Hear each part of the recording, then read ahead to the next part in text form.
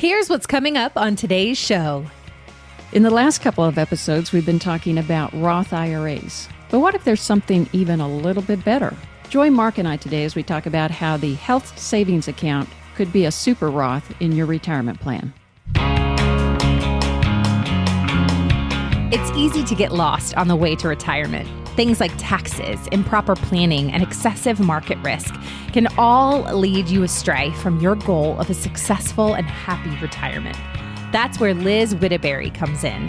She's a holistic financial advisor and the founder of Best Path Advisors, and she can help guide you to a better financial path. This is Retire on Your Best Path with Liz Whittaberry.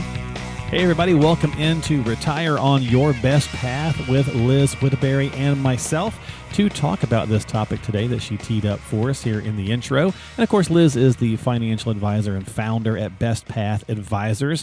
You can find her online at bestpathadvisors.com. That's bestpathadvisors.com. And we do have a fantastic show to get into. Last couple episodes, as Liz said, we've been talking about some of these different ways to do things, but the health savings account is a very interesting and intriguing one for people, and it's also pretty confusing, Liz, so I'm glad you decided to break this down for us some this week. How are you doing, by the way? I am good. I'm good, Mark. That's good. Good to talk to you. Always good to talk to you. Absolutely. So let me ask you right off the bat, what is a health savings account for people who might not have one or might not know what it is? A health savings account it's a savings account that you can put pre-tax money in that you can use for qualified medical expenses. So it can cover your deductibles and copays and other qualified medical expenses. Mm-hmm. And one of the great things about the health savings account is that it is triple tax free. So triple tax free. So when you put the money in, you don't pay any tax on the money that goes into that account. Okay. That may be coming out of your paycheck if you've got a health savings account through work, or if you've got a health savings account outside of work, then you get to deduct that contribution so that you're not paying tax on the money that's going into the health savings account. Oh. The interest or gains that it earns are also not taxed. And when you take money out for qualified medical expenses, you do not pay any tax on those distributions. So that money has never been taxed. That's awesome. That is a fantastic Absolutely tool. Awesome. Yeah. That is a great tool. So, and many companies and employers provide these now. They've become very popular, I think, over the last, 10 plus years. Increasing. More and more so. Yeah, yes. More so. Now, you mentioned something I'm sure that piqued a bunch of people's interest when you first teed this up, and you called it a super Roth. In this age of superheroes, where seems like every other film is about one, maybe we need a movie about the super Roth. So tell me what it is. Yeah, it's just, again, the fact that it is triple tax free. So with your Roth IRA, the money that goes in is taxed. But then all the earnings are tax-free, and when it comes out, it's tax-free. Right. With this, the money goes in that is not taxed, the earnings are not taxed, and the money that comes out, as long as it's used for qualified medical expenses, is not taxed. So it has greater tax benefits than the Roth IRA. That makes it, like we say, a super Roth. Okay, so we've got the tax advantage, clearly a big one, but you said it's for, many people listening who might not have one, don't understand how they work. Again, I kind of teed that up a little bit, but the advantages, let's go through some advantages, because if it's for medical use, how might that help us in a retirement format, if you will? Yeah, that's a very good question. When you're thinking about your cost of medical in retirement, an interesting study that Fidelity does every year is they determine what's it going to cost for a couple that's age 65 that are retiring in this year, what's it going to cost for medical over their lifetime. But then they also ask people what they expect to pay. And so the 2022 survey results, it's anticipated that a 65-year-old couple retiring in 2022 would pay $315,000 in medical costs. That's Wow. That's your premiums, your copays, your deductibles, your medicines, all of the different things that get paid. Stuff, right? Yeah. That's the out-of-pocket stuff. But people expect that to be $41,000. So there's a big gap between what we're expecting to pay and what we're actually going to have to pay. And so some of the advantages to this health savings account is that once you put the money in, there's no time limit to use it. So you can allow that to continue to grow and use it later in retirement when you're going to have those much bigger medical expenses. The money that comes out is not going to be taxed in retirement. And we had talked about previously wanting to have some tax control, more control over our taxes when we're in retirement. So this can help with that because you can pull money from the health savings account without paying any tax, but it also does not impact your Medicare, IRMA. So it doesn't have an impact on increasing your cost of Medicare. Right. And it doesn't impact the formula for calculating tax on Social Security. Okay. So a lot of advantages, definitely. Yeah, a lot of advantages. And, when you think about having this tax-free bucket that you can pull out of to pay for health costs, when you take $1 out, you have $1 to use. Makes a lot of sense.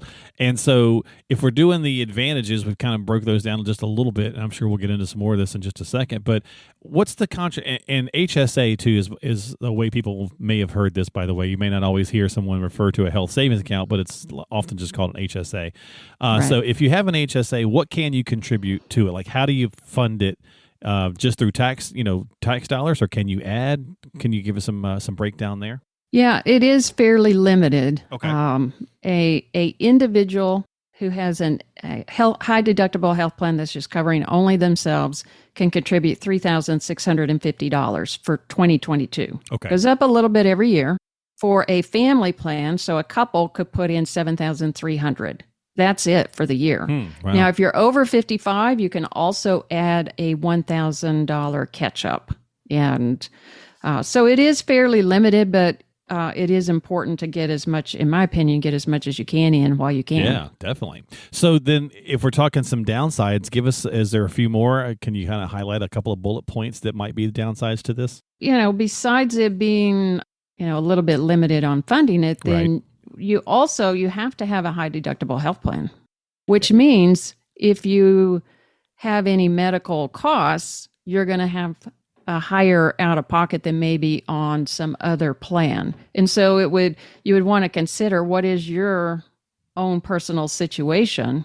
Yeah, what you're comfortable with, right? What you can handle. Kind of in that emergency fund amount a little bit, right? So that's part of that possible emergency fund that you should have set aside in the event that a procedure came up, you had to go in and you have this high deductible. That's, you got to be able to kind of cover that. Yeah. And the limit, the IRS says it has to be $1,400 for an individual as the deductible and $2,800 for a family. And it can't be less than that and qualify as the high deductible health plan. So you would have whatever your cost for your medical plan is, plus that amount of out of pocket cost for the first, the first medical care that you had to have for the year. And so if someone has ongoing medical needs, then they may not want to pay that out of pocket just to get money into the health savings account. And that's a trade-off that they'll have to consider. Now, for a lot of our demographic, Liz, so myself, we have one of these. My wife and I have an HSA, so I'm really glad you decided to talk about this week.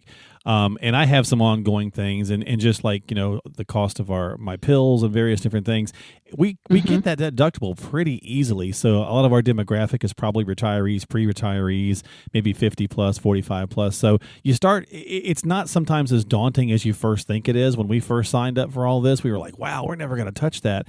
But it gets there pretty quick, to your point. Right. It can. And so you just have to budget for that and analyze the trade-off.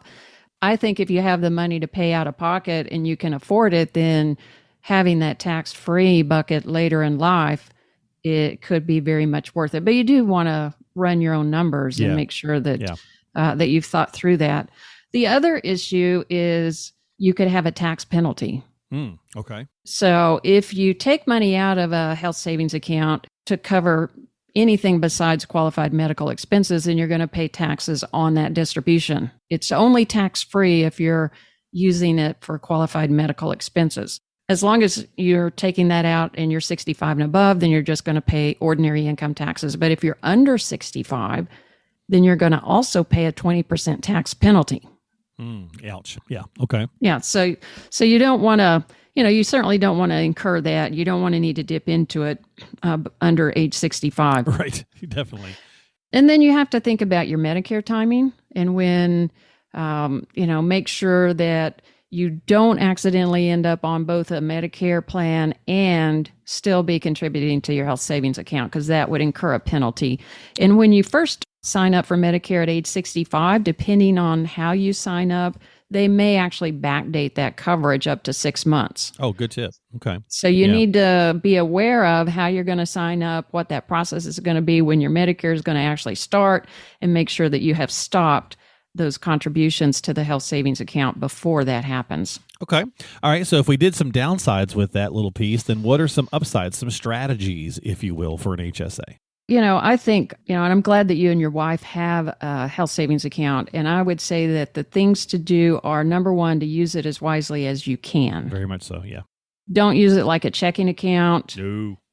Leave the money in there, let it build, let it grow over time. If you have unreimbursed medical expenses that you're paying out of pocket right now, you can keep a file, save those receipts, and reimburse yourself later, many years down the road, when you're wanting to have some tax-free income to control your taxable bracket in retirement. That's a great tool that way. Absolutely. Yes. So you don't lose the use of it, and it's not like a flex savings account that's a use it or lose it. It's fully vested. You can take it with you if you've got it through a company. You can take it with you if you're doing it on your own. The funds roll over each year and just continue to grow. Yeah. So you want to go ahead. No, I'm sorry. I didn't mean to cut you off. My wife and I joke because you're talking about use it wisely and let it build, right?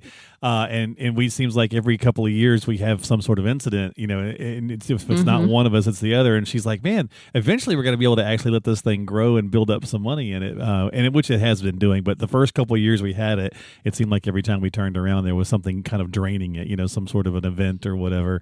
But yeah, once you can get it going, it's fantastic. So definitely use wisely.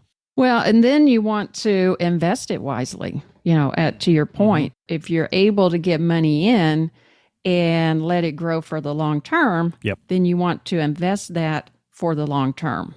And a lot of times these health savings accounts, I'll see people that have, built up a number of years of contributions, but it's basically setting in some kind of cash or money market, because the health savings account, those providers, those HSA custodians are assuming you're going to be using it. And so you're going to be taking money out, and they put it in a very safe, just like a savings account. But if you can invest it and get some growth for the long term, all that growth is tax-free. Very true. Yeah. So invest it wisely. Definitely is a great point. Now, I want to circle back real fast, because you said it's not necessarily a use it or lose it. Does that include if you don't use it all before you die? That is true. It doesn't disappear. Okay. So if you don't use it all before you pass away, it doesn't disappear. You would have a beneficiary that's named on that account. Now, if you pass away and you have money still in your health savings account, your beneficiary has up to 1 year to use those funds for your medical expenses that you might have incurred that hadn't yet been paid. And still use it in the same way that you would have. It would, tax-free distribution, pay those medical expenses. Beyond that, if there's still some money left, if your spouse is your sole beneficiary, then your spouse can take it over as if it were their own. And they can step right into your shoes and start using it as their own health savings account and pay for their own qualified medical expenses. And if they're still young enough that they're on a high deductible health plan, can continue making contributions. That's fantastic. So it is. There's just a lot of stuff here. Anything else, that well, if it's a non-spouse, let me cover that. Yeah, if it's please. a non-spouse. So if you're beneficiary because you're the last, you're the surviving spouse, or maybe somebody that's listening is single. Okay. If your non-spouse is the beneficiary, they don't get to continue the account. So they will get the balance in the account that will be distributed out to them, but it will be a taxable distribution. Even if that's a child, so even if it's a direct heir, that's still the same rule? It is. Okay. The only person that gets to take it over as their own and continue the rights of an owner and all of the tax deferral is the spouse. Okay. Anybody else, they're going to get that distribution, and it will be taxable, and then they'll have to just pay the tax and reinvest the money. It doesn't disappear, but you lose those tax benefits, that there's no tax penalty, no 20% tax penalty, but there is tax on it. And that's something that makes it very important. If you do have a spouse, that should be the person that's the primary beneficiary definitely on that account. Yeah, so when you're doing your planning with individuals, then that's where you want to make sure you're setting that up correctly to go to the surviving spouse, whichever, and I guess, so as a married couple, if you have an HSA, you just kind of set that either way, right? Whomever passes first, the other one takes over. Right. Okay. All right. Right. Any other strategies or points to make on an HSA before we wrap it up this week? Well, I would just to close it, I would say that a health savings account can help you create much more tax freedom later in life. So that can be that tax-free bucket that covers your health care and your medical expenses. And we've talked about in the past, if you're planning for retirement, you want to think about diversification of tax accounts. Mm-hmm. You don't want all of your money in just one type of tax account. And so a health savings account can increase your diversification, can add to your tax freedom, and can help you have a much better plan in retirement.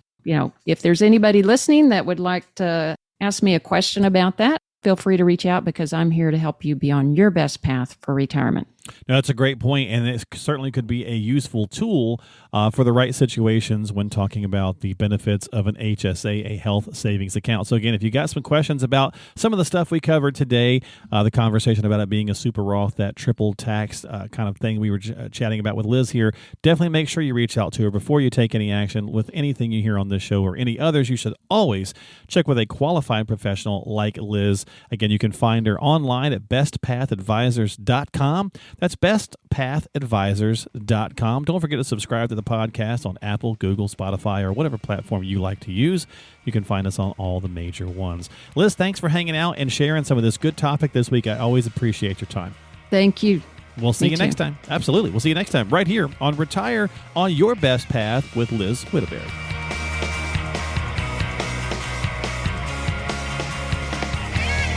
The preceding program is sponsored by Best Path Advisors, which is solely responsible for its content. Securities offered through J.W. Cole Financial, member FINRA SIPC.